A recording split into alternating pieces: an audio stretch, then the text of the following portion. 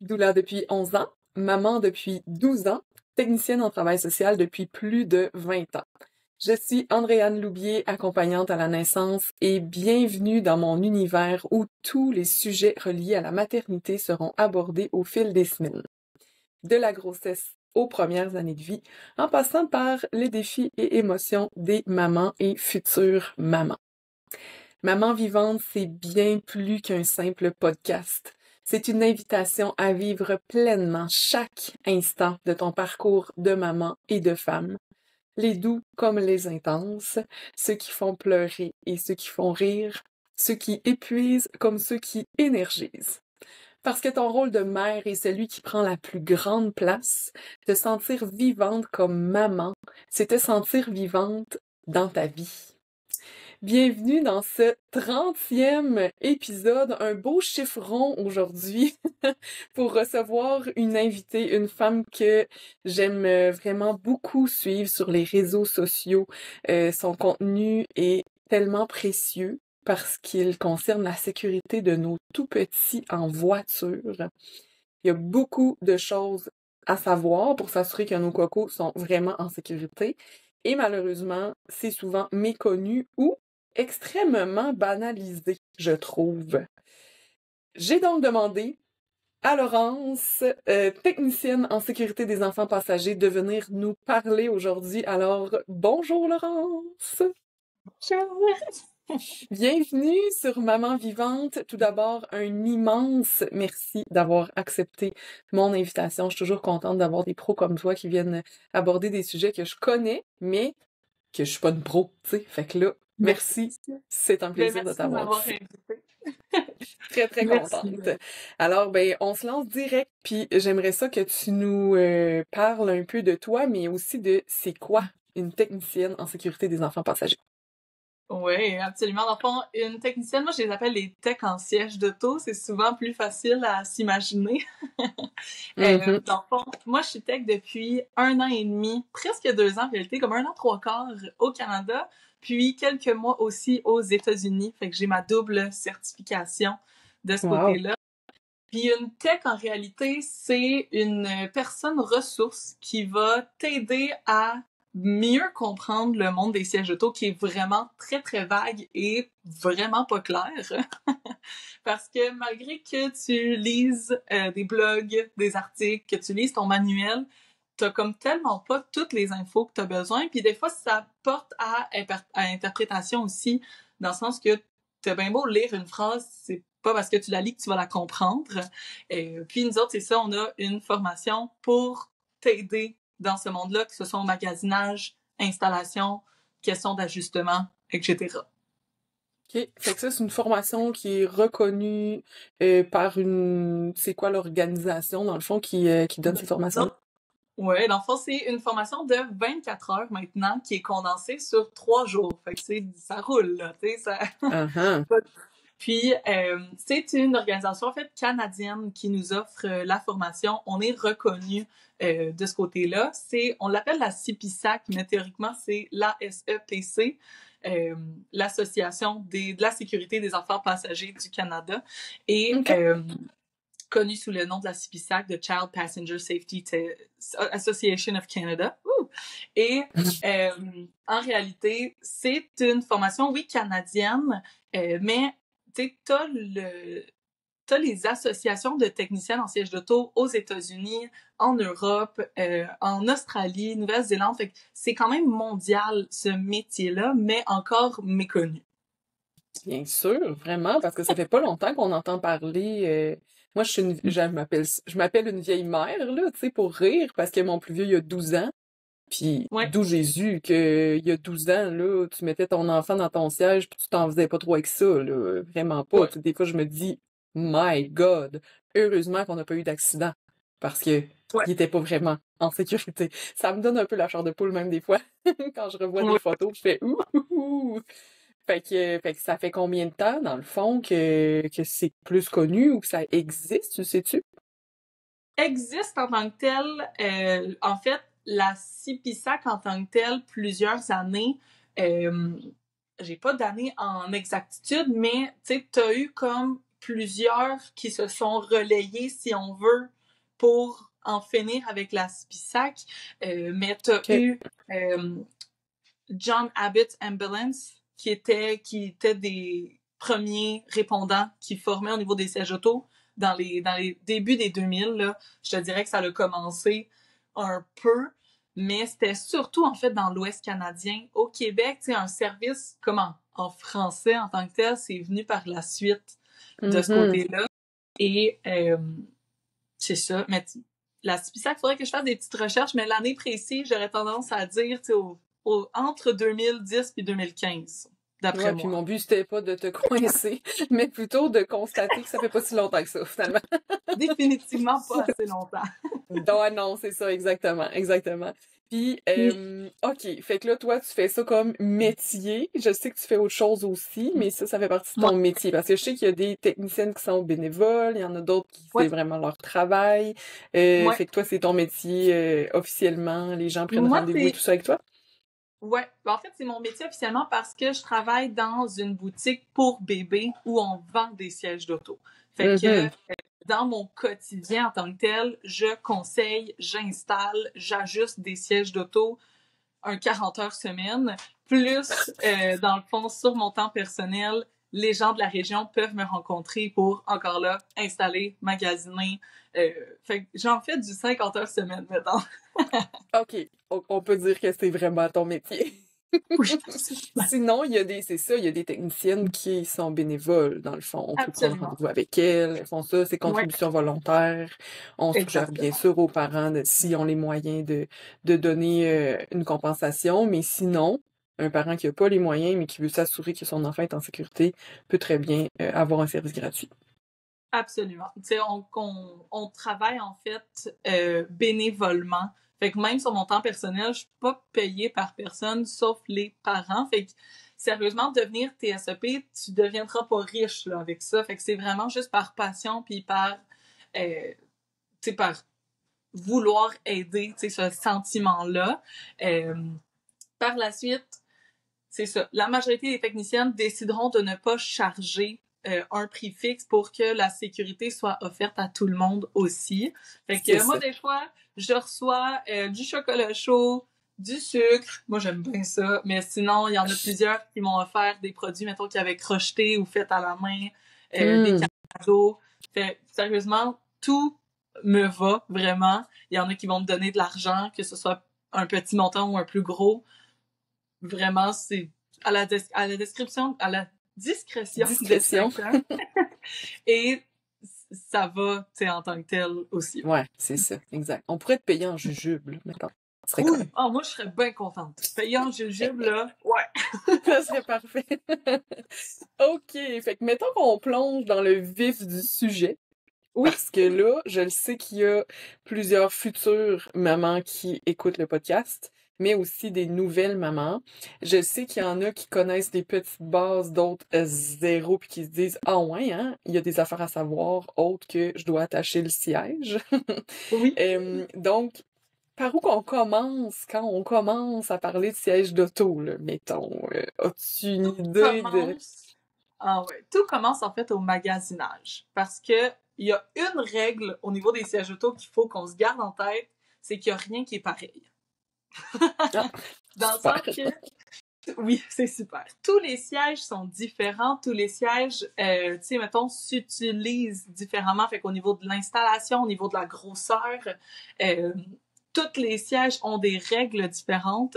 Donc, faut s'assurer à la base d'avoir un siège qui est compatible avec son véhicule et qui va te permettre, en fait, d'être bien installé dans ton véhicule. Fait que ça, c'est la règle numéro 1. Un siège compatible dans ta situation. Par la suite, t'as tout plein de petites règles à avoir. Fait que c'est certain que la majorité, ça va être des recommandations et non des lois en tant que telles. Ce qui est un peu du... C'est comme la partie tricky en tant que telle des sièges d'auto. C'est qu'il y a très, très peu de lois que t'es obligé de suivre. La majorité, ça va être des recommandations qu'on va fortement te conseiller de suivre, mais que t'es pas réellement comme obligé de. Ouais. Il y a une différence entre ce qui est légal et ce qui est sécuritaire, Ah ouais. mettons. Ouais, Ouais. absolument. Est-ce que ça fait partie de, à te voir la face, est-ce que ça fait partie d'un de tes défis de faire comprendre ça aux gens? Mais c'est tellement le défi numéro 1 de toutes les techniciennes, puis en même temps au niveau des parents, tu sais, qu'est-ce que je suis dans toutes ces réglementations-là, tu sais, qu'est-ce que je dois prendre à la lettre aussi, dans le sens que le plus gros défi d'une tech, c'est de faire valoir la sécurité en auto et c'est ce que je trouve le plus difficile aussi parce que un siège d'auto, la sécurité de ton enfant en voiture, ça sera pas comme en décider si tu fais la DME ou tu donnes la purée, entre l'allaitement ou le biberon. Tu sais, dans tous les cas, ça, c'est un choix parental. Mais le siège d'auto, c'est ce qu'ils appellent en anglais a life-saving device. Fait que c'est ce qui sauve la vie de ton enfant en Carrément. voiture. Fait que c'est pas à prendre à la légère ou à banaliser. Oui, t'as quelques points que tu pourrais faire comme OK, ben tu sais, genre, ça c'est un peu too much pour moi. Je vais y aller comme un peu plus simple, tout en restant dans euh, dans ce qui est sécuritaire. T'es pas obligé de faire un Exact. dos à la route jusqu'à temps qu'il conduit son propre char, mais 1 an, tu sais, la loi en tant que telle, c'est 1 an. Ça, c'est dangereusement bas. Fait que c'est comme de se faire un compromis puis d'avoir comme cette nuance-là en tant que telle. Mais Je voilà. comprends très bien. C'est un giga défi en tant que technicienne. Ah, ben oui. Puis on y travaille à chaque jour très, très fort et on a hâte que ça change. Hey, puis c'est super confrontant, là. Tu sais, moi, je suis pas technicienne du tout, puis il y a des fois que j'ose, là, tu sais, dire, Ouais. je veux juste te dire que ton enfant, il est vraiment petit pour être face à la route, mettons, tu sais. Ah ouais, mais c'est écrit dans le siège que je peux le changer à partir de tel poids, ou, tu sais. Ouais. Ouais, mais non. C'est ça, ça doit être confrontant des fois, là, tu sais, pour vous autres de voir des installations des fois où tu fais comme, OK, c'est légal, mais mon Dieu, que c'est pas sécuritaire, tu sais.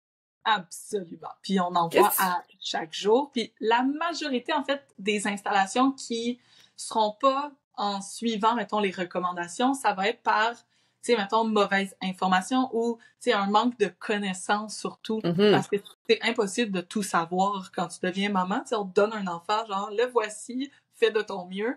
Fait que, au niveau, en fait, des sièges d'auto, c'est pour ça qu'on est on est les personnes ressources. Si tu as des questions, faut vraiment pas que tu hésites à poser Ouais. tes questions. Puis, voilà.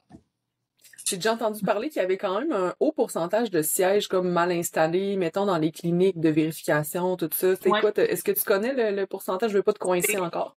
Est-ce que tu connais? C'est 71% des sièges d'auto qui sont mal installés ou mal utilisés au Canada. Incroyable. Et c'est gigantesque. C'est immense. Malgré, c'est des centaines et des milliers de sièges qui sont achetés à chaque année, juste au Canada.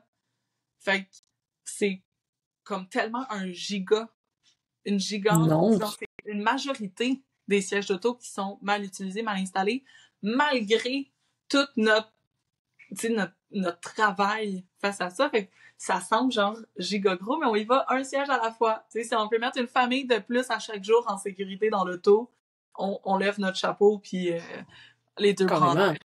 Carrément. Puis justement, c'est pour ça qu'on est là aujourd'hui pour dire, hey, tu sais, soyez-en conscients. Il y a vraiment beaucoup de monde, malgré leurs bonnes intentions, qui n'installent pas bien leur siège d'auto. Ouais. Ah, puis j'entends souvent, oh, mon chum, il a même pas regardé le manuel, il a mis ça là. Puis tu sais, ça finit que tu regardes ça puis tu fais, ouais, non, il a pas lu le manuel, hein. Puis c'est pas de la mauvaise foi, c'est pas je me fous de la sécurité de mon enfant, c'est, ben voyons, le siège est bien attaché, il bouge pas, fait que il pense que c'est tout, tu sais. Oui, puis il y en a plusieurs qui pensent qu'installer un siège d'auto, c'est comme super intuitif, clic, clic, on serre, puis tu sais, genre, c'est tout. Mais t'as tout plein de petites caractéristiques. T'as des sièges qui sont super faciles.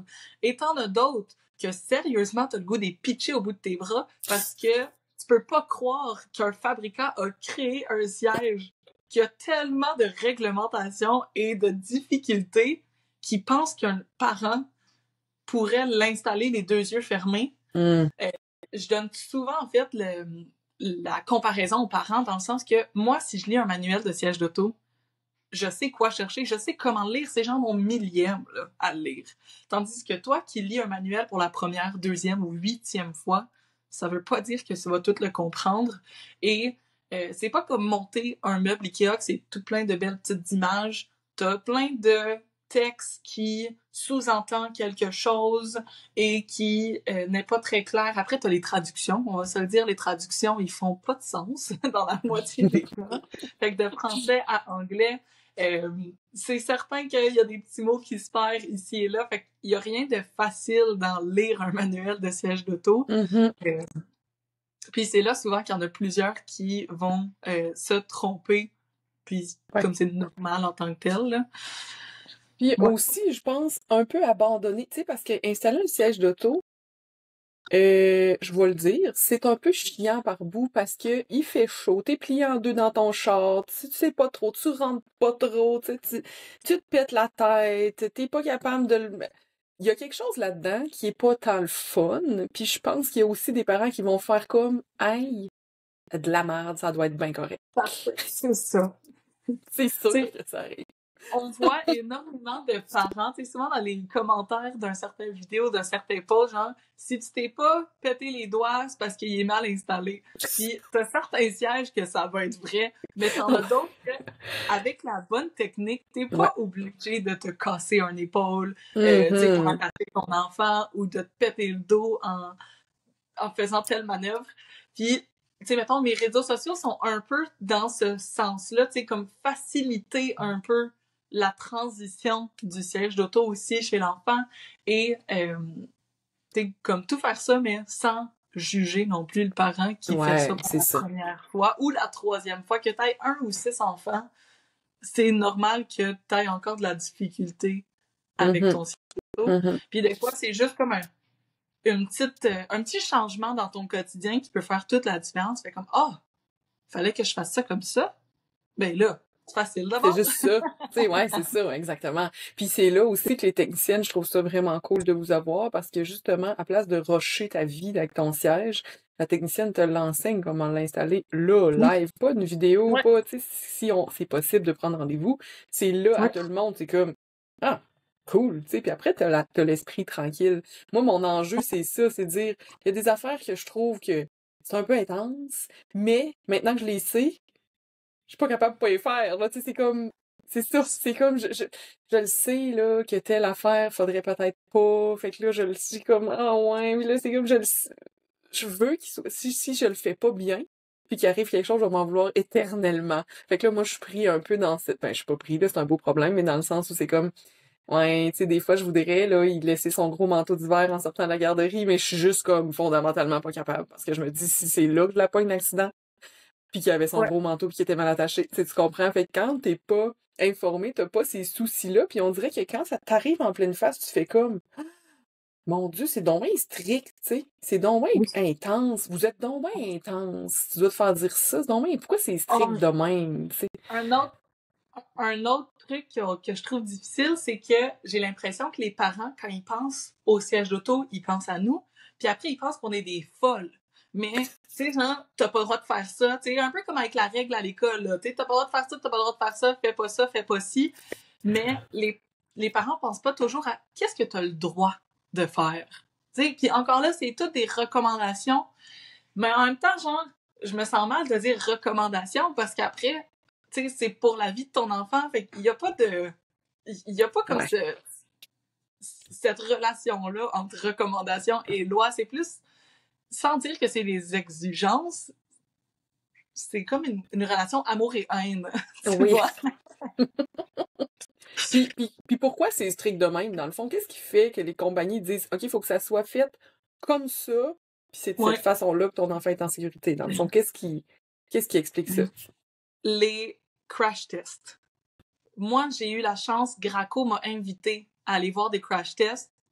Fun fact sur les crash tests, à Blainville, on a le plus gros centre de crash tests au Canada. Fait que ça, c'était vraiment fun. Ouais, fait que j'étais allée à Blainville avec Graco voir comment ils crash testaient leur siège d'auto. Et il faut savoir qu'au Canada, nos crash tests sont à 48 km/h.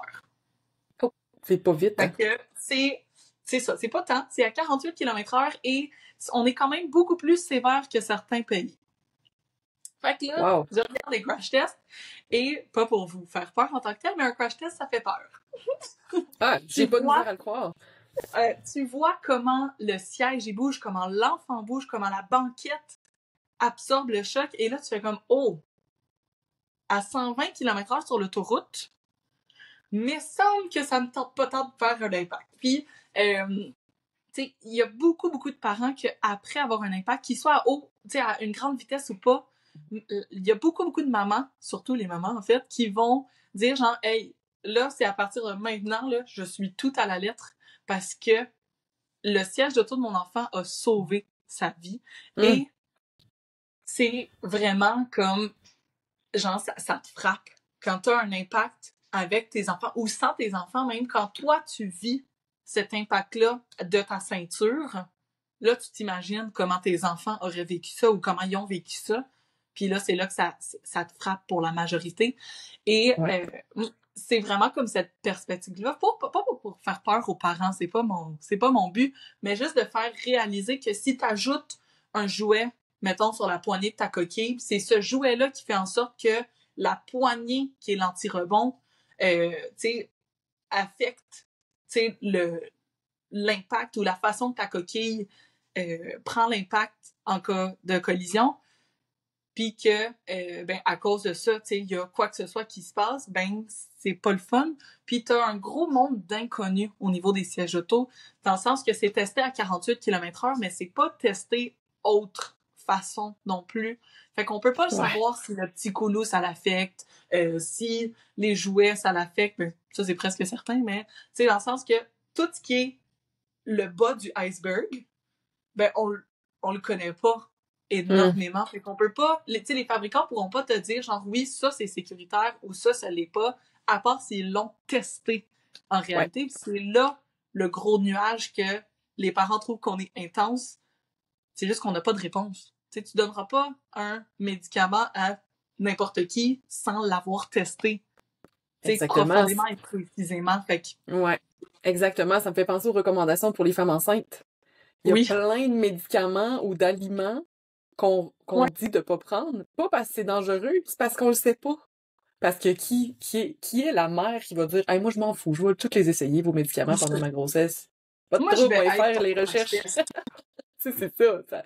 On le sait pas, donc on les recommande pas. Donc, on peut pas assurer que c'est sécuritaire, donc c'est la même affaire. À 48 km/h, c'est pas beaucoup.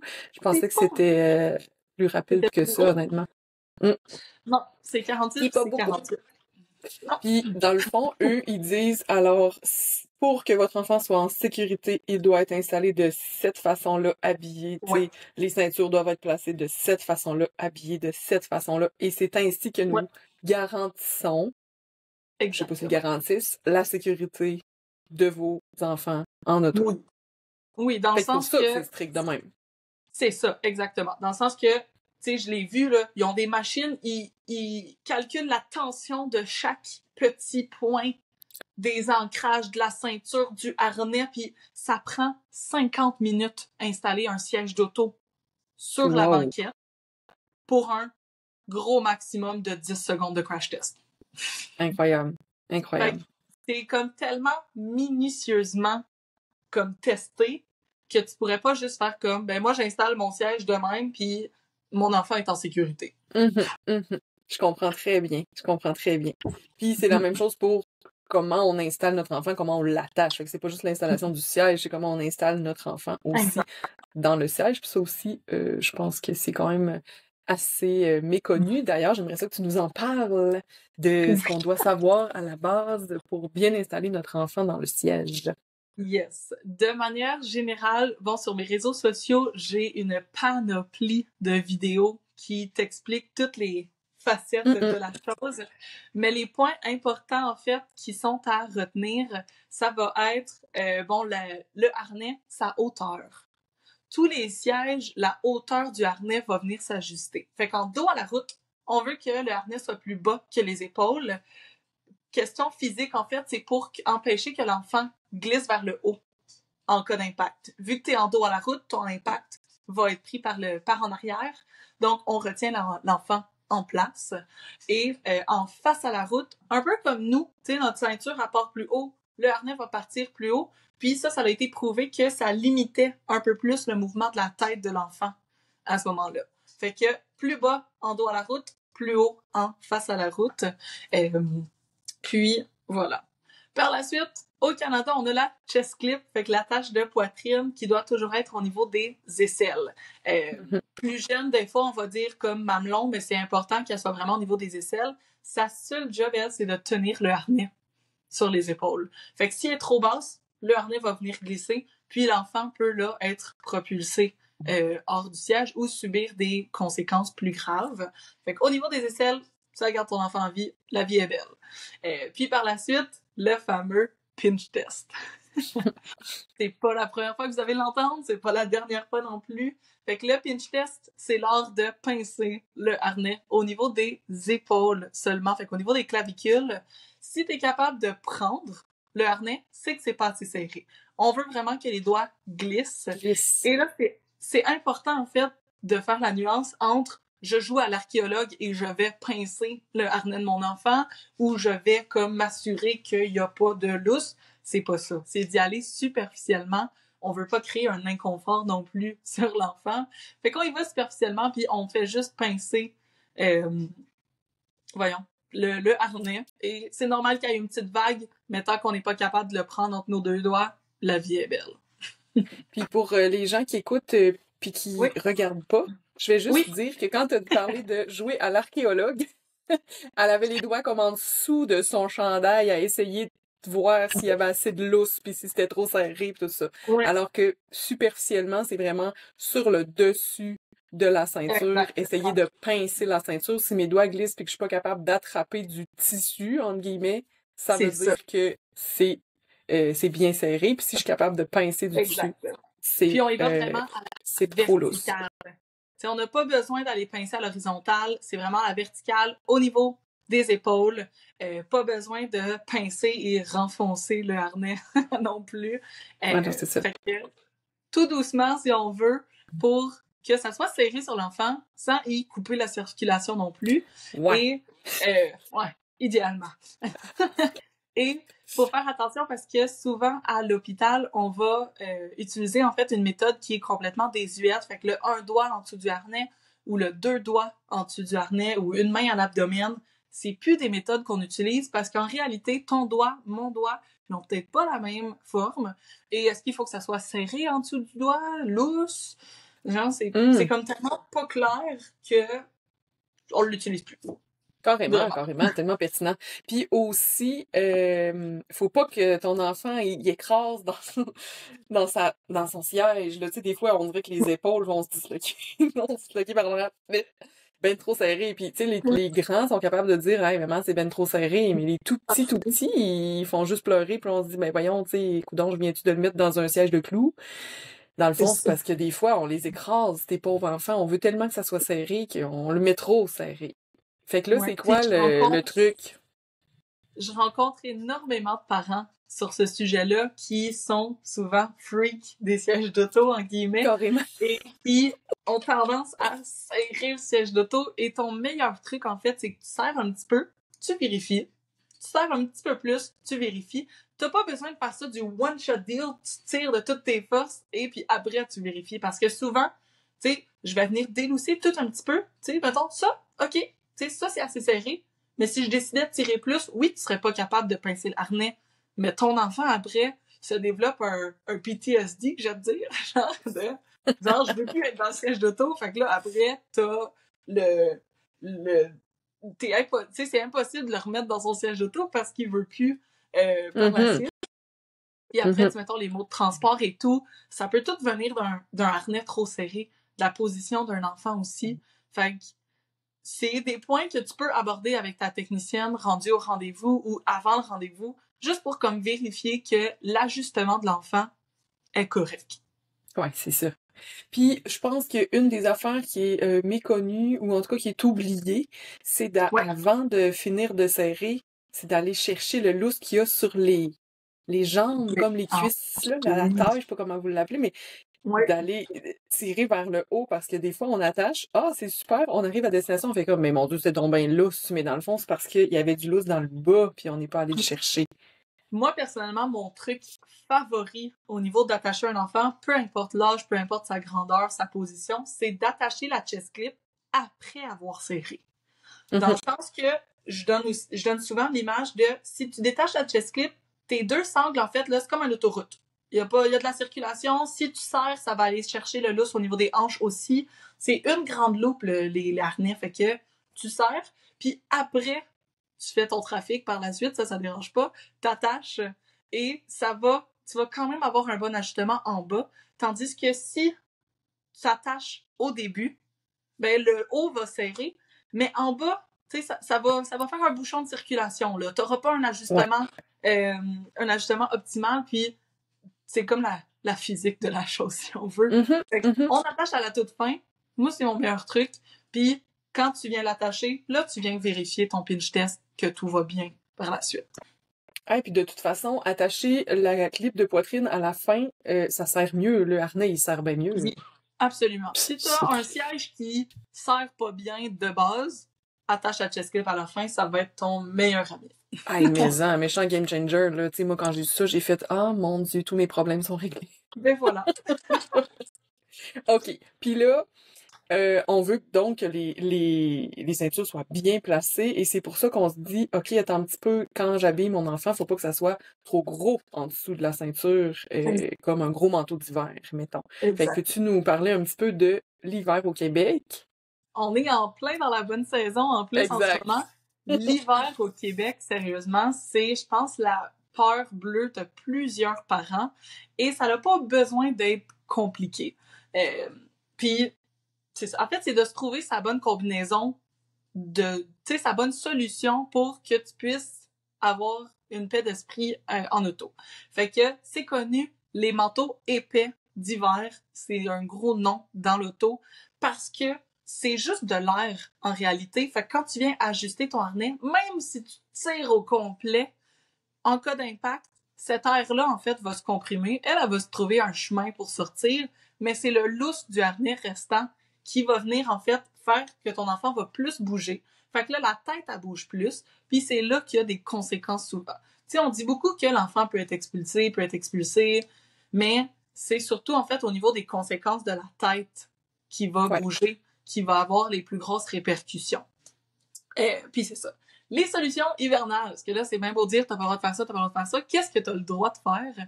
Au niveau de l'auto, moi, mon truc préféré, c'est d'avoir un manteau mi-saison. Il peut être doublé, quelque chose de mince mais chaud, combinaison de mérino, de polar, ça fonctionne super bien, puis une bonne couverture.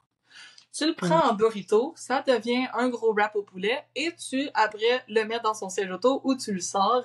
Puis, ça va directement soit dans la poussette, dans le porte-bébé, puis ça va bien en tant que tel. Sinon, tu peux utiliser le fameux poncho. Le fameux poncho qui est comme une housse de coquille, mais qui n'est pas attachée au siège auto. Donc, la tête de l'enfant est sortie côté circulation d'air A1 et puis... en fond, c'est par-dessus le siège. Donc, le harnais est collé sur l'enfant et ton enfant n'a pas besoin d'être tout nu en dessous de son poncho. Souvent, les parents vont faire comme « Ah, c'est pas assez chaud, c'est pas assez chaud. » Moi, j'ai mon propre poncho pour mes installations. Hop, hop, hop, je me mets ça sur le dos et genre, on est parti. On va installer ton siège auto.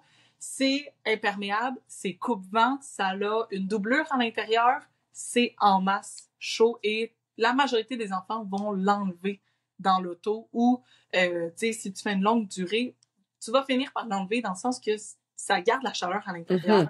On veut pas trop bouillonner non plus. Fait que c'est ça. Et le poncho, c'est une super belle option. Tu peux t'en faire un à la maison. T'es pas obligé de t'acheter un poncho à 200-300$ avec des beaux petits motifs dessus. Tu peux prendre un poncho, tu peux l'essayer en premier avant de t'en acheter un d'une confection québécoise, par exemple. Tu te feras une couverture, tu te fais un trou au milieu, tu passes la tête de ton enfant, la vie est belle. Vraiment, c'est une couverture avec un trou au milieu, là, un poncho. Puis c'est sécuritaire, on aime ça. Et le dos du poncho est relevé, tu sais, dans le fond, on n'assoit pas notre bébé le dos du poncho reste pas dans le dos du C'est bébé. ça, Faut le préciser que poncho en tant que tel vient par-dessus le c'est siège. ça. Fait que Fait que, c'est mettons, comme ton un... enfant sort, il a son poncho, mais quand Ouais, tu l'assois dans le siège, tu remontes le ex- poncho sur le dossier, puis là, t'attaches ton enfant en dessous du poncho. c'est ça. J'aime dire que c'est le couvercle d'un plat. Carrément. Mon Dieu, oui. C'est Quelle le belle image. couvercle d'un plat Tupperware, là. Fait que c'est par-dessus, puis la vie est belle, comme j'aime dire. Euh, Quand tu sors l'enfant, même principe, un burrito, puis tu sais, tu sors.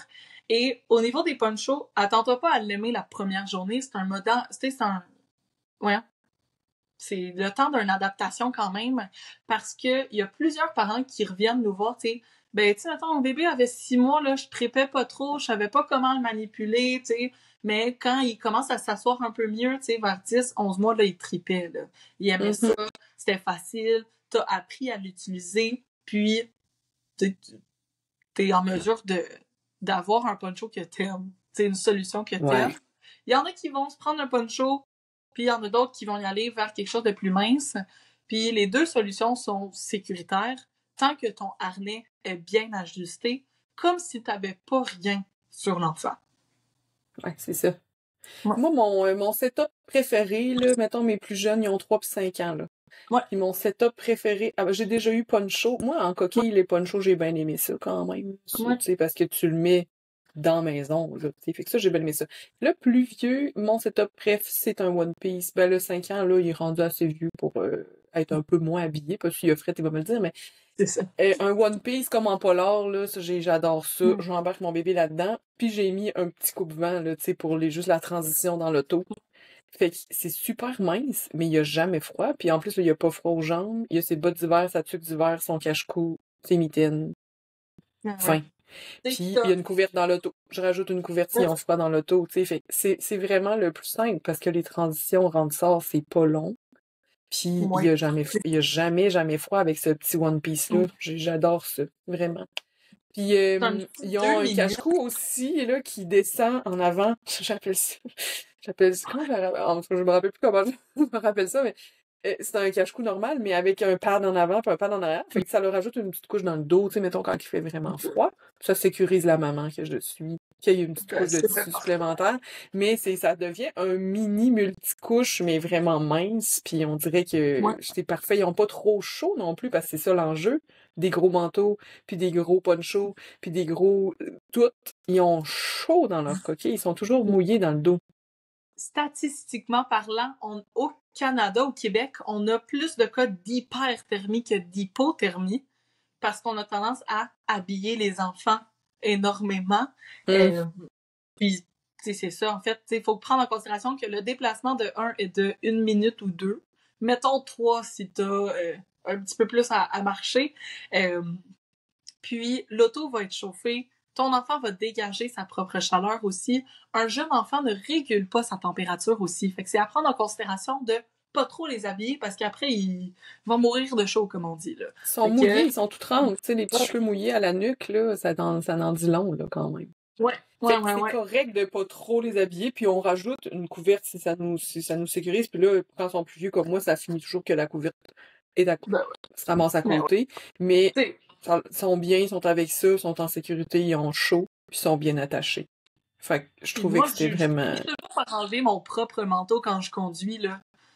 Ouais, ben c'est... Ouais. Il fait chaud. Tout le monde finit par se déshabiller, là. Les longues routes, oui, effectivement. Les longues routes, effectivement. Fait que les accessoires d'hiver, mais petit manteau ou poncho. Puis sur la coquille, tu parlais du petit coulou. Ça, faut les retirer quand on est dans la voiture, justement pour la chaleur, si je me trompe pas. Exactement. La chaleur, puis par risque aussi, on voudrait pas que ça s'affaisse sur l'enfant. Tu sais, t'as un accident, t'as un projectile qui revole, puis que ça s'affaisse sur l'enfant. C'est quand même un risque en tant que tel aussi. Fait que les compagnies de sièges d'auto, pour la grande majorité, vont demander de l'enlever complètement et pas seulement de le dézipper, mais vraiment de l'enlever parce que c'est un dispositif qui est attaché à la coquille par les élastiques et il faut faire attention de ne pas avoir de fond non plus à la housse de certaines compagnies que, tu sais, ça va venir en dessous de l'enfant puis de un, là, ça devient vraiment compliqué de l'enlever et ça te donne pas le goût de l'enlever non plus. Fait que là, tu le laisses en voiture puis c'est là le problème en tant que tel, si on veut, fait que le souci, là, de ce côté-là. Comme tu parles des nids d'anges, là, c'est de ça que tu parles, Ouais. qui ont des craques dans le dos pour les ceintures, pour passer les Ouais, que ce ceintures, soit là. des craques ou que ce soit un rond en tant que tel qui vient dégager le dos de l'enfant, on veut pas que le tissu est en dessous, puis que s'il glisse ou quoi que ce soit, qu'il joue au niveau de l'ajustement des sangles. Fait que s'il y a quelque chose, c'est sur l'enfant, là, c'est une veste sur l'enfant, pas quelque chose à l'extérieur de ce côté-là. Super. Puis tu dirais que c'est quoi les erreurs les plus fréquentes que tu vois dans l'installation? T'en as-tu qui reviennent comme pratiquement tout le temps ou c'est trop varié, on peut pas aller là-dedans? La numéro 1, j'aurais tendance à dire, c'est que il y a des parents qui vont utiliser les seaux et la ceinture. Fait que les crochets et la ceinture en même temps. Et puis ils pensent que souvent ça va faire, tu sais, comme si t'attaches un divan sur un trailer avec une chaîne et une corde. Mais en vrai, c'est comme si tu mettais des verres de contact et des lunettes en même temps. Les sièges sont pas testés comme ça. Puis si ton manuel ne le dit pas clairement que t'as le droit, ça va être en fait tu sais, c'est de le lire comme si t'as pas le droit en tant que tel. Donc, soit que ça a été testé et que ça passe pas, que ça n'a pas encore été testé, que tu sais, ils s'abîment entre eux à la longue. On veut pas que ça brise ta ceinture, ou au contraire que ça brise la sangle de tes ancrages. Fait que t'as plein de théories en tant que telles, j'aurais tendance à dire incertaines, dans le sens que t'as pas le droit, puis c'est ça. En plus, ça sert à rien. En plus, ça sert à rien parce que un rien seul de fait très bien le ceinture. travail. C'est ça. Un seul fait très bien le travail quand il est bien installé. Absolument. Bon, fait que ça, c'est l'erreur la plus On fréquente. compliquera pas là-dessus. La chest clip pas à la bonne hauteur, ça, je le vois quand même assez souvent aussi, là. Je sais pas toi, là, mais moi, les mamans, parce que je vois beaucoup de mères, bien sûr, et de bébés. Quand même. Chest Souvent, clip trop bas. la chest clip est souvent la mauvaise hauteur parce que les protège-sangles sont pas au bon endroit.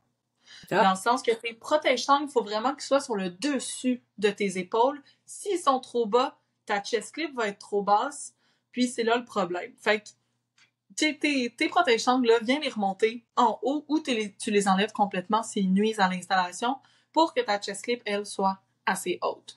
Mais souvent, en fait, la chest clip va être trop basse parce que quelqu'un va avoir dit aux parents que c'est au niveau des mamelons que tu vas venir le mettre. Fait que là, ils vont retenir cette information-là, ce qui est normal, puis ils vont pas se reposer des questions sur l'emplacement de la chest clip, tandis qu'il faut vraiment la mettre au niveau des aisselles. OK. Hey, ben, parlant de quelqu'un a dit que, là. Oui, je vois aller. C'est où je m'en vais. C'est où je m'en vais. Il y a beaucoup de fausses croyances, il y a beaucoup d'informations qui circulent. Juste moi, là, dans ma pratique, j'en entends vraiment beaucoup. Mais par exemple, les pompiers et les policiers et les infirmières en périnatalité sont formés pour vérifier notre installation de siège d'auto. Vrai ou faux? En 2024, pour la majorité, faux. Dans le sens que avant, c'est encore un peu en pratique, tu as la formation de la CAA qui est donnée à certains policiers ou premiers répondants. C'est une formation de 6 heures. Je vous rappelle que la nôtre dure 24 heures. Tu as un examen pratique, un examen théorique et tu as une recertification aux 3 ans et comme un rappel, si tu veux, à chaque année. Donc, tu as énormément d'informations autour de la formation de la CIPISAC. Et au niveau de la CAA, c'est une formation très, très de base de 6 heures qui est superficielle aux informations sur les sièges d'auto.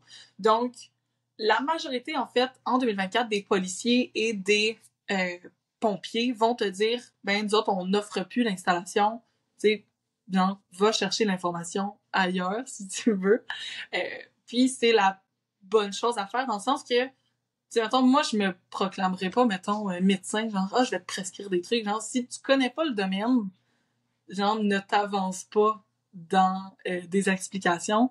Et souvent, c'est même nous autres au niveau des techniciennes, si tu connais pas la formation, je vais pas commencer à te dire n'importe quoi dans le peut-être que, si. Fait que je vais aller chercher l'information au niveau des fabricants, au niveau des manuels et autres au besoin. Et c'est ça. Au niveau des infirmières en périnatalité, ils ont une tu sais, c'est du bouche à oreille souvent, tu sais, vous avez votre domaine d'expertise et c'est vraiment super. Je ne demanderai pas à personne d'autre de me soigner. Non, Mais au absolument. niveau des sièges d'auto, souvent, ça va être du bouche à oreille de « moi, j'ai fait ça avec mes enfants » ou une petite formation ici et là. Et en fait, malheureusement, on voit encore beaucoup d'erreurs, tu sais, de harnais trop haut, on a enlevé des coussins ou on a fait telle modification au siège auto, puis tu sais, on se demande pourquoi, tu sais, nous autres, en tant que tech, souvent, on reprend, mettons, des installations, puis on fait comme, ah, OK, mais tu sais, voici, mettons, la bonne information, puis, tu sais, sans aller, comme, aller les voir à l'hôpital, genre, hey, da, da, da, da, da. Genre, Non, on est non. juste, tu sais, on corrige, puis, tu sais, on y va pour ça. Mais, tu sais, c'est un point, tu sais, surtout les sièges d'auto, on devrait plus l'aborder dans le prénatal. C'est un manque crucial en ce moment, le prénatal, d'avoir cette information-là, que ce soit de base ou, tu sais, mettons, des accompagnantes à la naissance qui peuvent se mettre en collaboration avec des techs, mettons, de la région pour avoir l'information sur les sièges d'auto. C'est Mhm. véridique en tant que tel. Ouais, Ça serait mon plus grand rêve. Des ouais, collaborations comme carrément. ça pour Carrément. s'entraider, là. Ouais. Moi, j'en parle dans mon programme prénatal des petites bases, là, tu sais, Ouais. vraiment, puis je réfère aux techniciennes, mais absolument que ça Ouais. doit être fait. Puis des fois, je leur dis aux parents, ça a l'air peut-être vraiment intense, mais j'essaie de les sensibiliser sur le fait que, hey, on parle comme de la vie de ton enfant, tu sais, ce qui est Ouais. quand même important.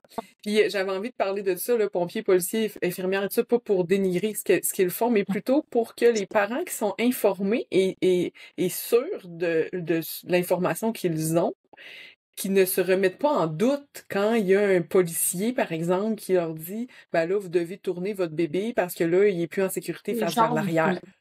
Ouais. Mettons. Parce que Ouais. oui, ses jambes sont pliées.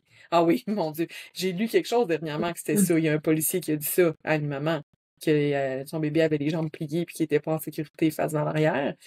Mais quand nous, comme parents, on est bien informés, on s'est adressé à une technicienne, ben qu'un policier nous dise une affaire de même, j'avais envie juste de leur dire, hey, ça se pourrait que dans le fond, ils connaissent pas ça tant que ça, tu sais. Ouais. C'est délicat, T'sais, mais c'est ça en tant pareil. que premier parent aussi, tu sais, de te faire dire plein d'informations de tout le monde, après, tu sais plus quoi croire ou quoi suivre. Fait que c'est là que, oh, il y a un policier qui me l'a dit, il doit connaître, Ben, c'est mettons, ça. tu sais, il travaille avec ça. Fait que là, après on pense que, tu sais, on passe comme des folles parce qu'on dit le contraire, puis tu sais, des certaines recommandations après. Fait que c'est plus comme Ouais. ce côté-là qui attaque un peu plus souvent là, les parents.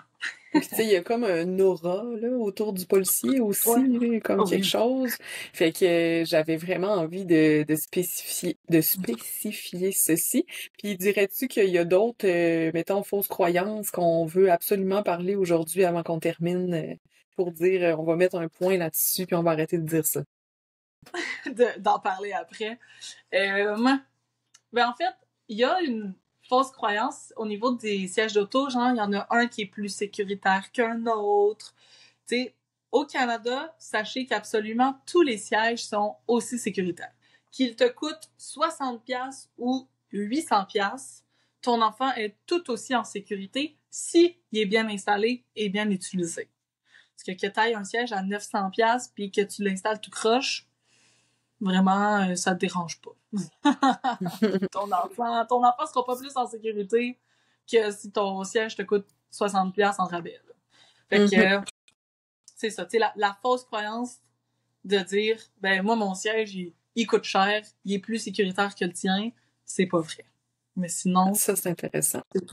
ouais, Puis, est-ce que la coquille est plus sécuritaire que le siège fixe pour les nouveau-nés? absolument pas. Malgré que la coquille soit hyper pratique au niveau d'un C'est ça. nouveau-né, si tu voulais y aller avec un siège évolutif par raison, tu sais, mettons, de moyens financiers, t'as pas de voiture, mettons, là, tu te promènes en bus, ça te donne à rien d'avoir une coquille que tu vas utiliser quelques fois. Vas-y vers un siège évolutif qui va durer plusieurs années, par manque, mettons, d'espace ou quoi que ce soit. La majorité des sièges évolutifs vont faire dès la naissance, fait que 5 livres. Et t'en as certains, oui, qui vont être plus recommandés que d'autres parce qu'ils fit mieux les nouveau-nés. Mais tu peux décider, ta décision, c'est un peu comme choisir entre la purée puis la DME, entre une coquille ou un siège évolutif. Les deux vont être sécuritaires, ton enfant va être en sécurité dedans. Ouais. Super, ça c'est super important de le préciser. Puis encore une fois, je reviens à ce qu'on disait au début, si vous êtes en période de magasinage, ça vaut vraiment le coup de vous adresser à une technicienne parce que des fois, le siège est tellement gros dans la façon de l'installer face vers l'arrière qu'on n'a plus de place en avant. Tu sais, si vous choisissez pas le bon siège pour votre véhicule, ben ça fait que vous manquez de place aussi, et que vous n'êtes plus en sécurité parce que vous êtes quasiment rendu la face dans votre pare-brise. Fait que ça, on revient à ça. Adressez-vous à vos ressources, dans le fond, tu sais. Exactement. Puis c'est pas parce que une amie ou une connaissance t'a recommandé un siège que c'est celui qui répond à tes besoins. Fait que dans un magasinage de sièges, faut regarder le véhicule, la grandeur des parents, mais aussi, tu sais, dans le fond, les besoins de l'enfant. Est-ce qu'il fait du reflux, de l'hypotonie, son percentile? Tu sais, il est plus échalote ou il accumule le lait dans ses cuisses? Ou, tu sais, les appuis-têtes, la forme de la banquette. Tu sais, t'as tellement plein de critères. Ça fait en sorte que, ben, faut que tu choisisses un siège qui répond à ta situation puis pas celle d'un autre aussi. Vraiment intéressant. Puis, tu sais, il y a tellement de modèles aussi que c'est là que ça devient vraiment comme... Attends un peu, là, ça me fait penser au porte-bébé, là, tu sais, t'es comme, my God! Mais quand tu t'adresses à quelqu'un qui connaît ça, ben, tout devient simple, en fait, c'est ça, c'est ça. On veut juste simplifier la vie des parents. C'est ça. Puis les techniciens, on a toute une liste de sièges qu'on va recommander plus que d'autres. Fait qu'à place d'avoir 70 sièges sur ta liste à aller évaluer un par un, ben t'en as peut-être, mettons, une dizaine. Puis là, tu vois un peu ce qui répond le mieux à tes besoins. Moi, ce que j'aime beaucoup faire, c'est sur ma page Facebook, j'ai des présentations, des comparaisons des sièges. Fait que quand tu viens m'écrire pour magasiner un siège en tant que tel, t'as toute l'information sur un même paragraphe, clique, puis ça te permet de te dire, OK, est-ce que ce siège-là répond à mes besoins? Oui, non, peut-être. Puis après, tu poses tes questions pour comme clarifier le tout à ce moment-là. Merveilleux, merveilleux. D'ailleurs, les liens pour suivre Laurence sur ses réseaux sociaux sont dans la description de l'épisode d'aujourd'hui. Puis c'est quoi le meilleur endroit pour te contacter? Mettons qu'on veut prendre rendez-vous. Je le sais, on peut aussi nommer la boutique pour laquelle tu travailles sans problème. Fait que dis-nous où est-ce qu'on peut te rejoindre le plus facilement. Le plus facilement, ça va être par Facebook ou Instagram, fait que Laurence Dubuc, TSEP, tout simplement. Pour des informations plus vagues, moi, je suis sur TikTok, donc c'est la TSEP de TikTok, qui me trouvait bien drôle. C'est parfait, j'adore ça. Sinon, en fait, moi, dans le fond, je travaille pour la boutique Mini Humain.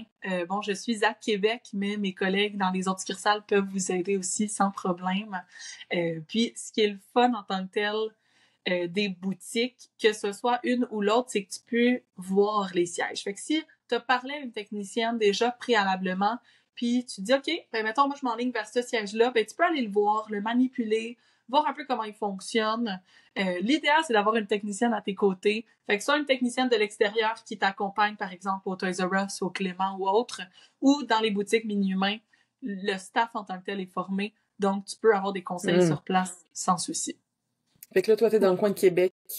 Exactement. Mais moi, je suis à Lévis, si jamais. OK, bon, parfait. Mais je fais énormément si vous avez tombé en amour avec Laurence puis vous êtes à Québec ou à Lévis, ben là, allez là. Fait que, allez la voir. Merci tellement, Laurence, de ta présence. C'était super intéressant, tellement important d'en parler. Merci beaucoup pour ton travail.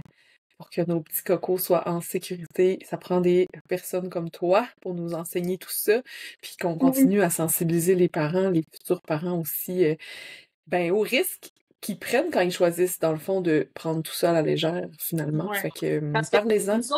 Notre but, en fait, c'est de te donner l'information, que ça trotte dans ta tête, puis que rendu à faire les choix, que bon, tu prennes le choix, mettons, qui te correspond le plus, mais que tu aies l'information, au moins, pour que tu puisses faire le bon choix en tant que tel. Décision éclairée.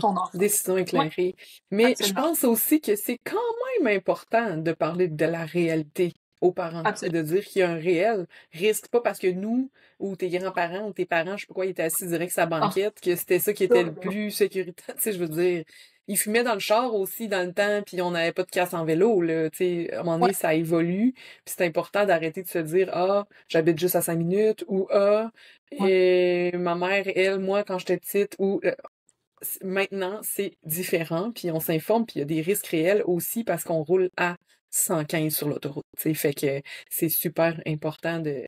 Ben, l'idée, c'est pas de faire peur puis de rendre les gens anxieux, mais c'est de non, parler de la non, vraie vie, tu sais, puis de la réalité. absolument. Fait que merci de le faire, puis Ben, partageons avec tout grand ça plaisir. ensemble. Et pour conclure, ben évidemment, vous me connaissez, c'est sûr que je vais vous parler de la maman vivante parce qu'il faut se rappeler qu'une maman vivante, ben c'est une maman qui est bien informée, mais c'est aussi une maman qui est bien entourée. Alors, je le répète, mais n'hésitez jamais à vous adresser, oui, à des pros comme Laurence, valider votre installation de siège, vous assurer que toute votre belle famille est en sécurité. Donc, continuez de bien vous entourer des mamans vivantes. Et nous, ben, on se revoit très bientôt pour le 31e épisode. Ciao tout le monde! Bye!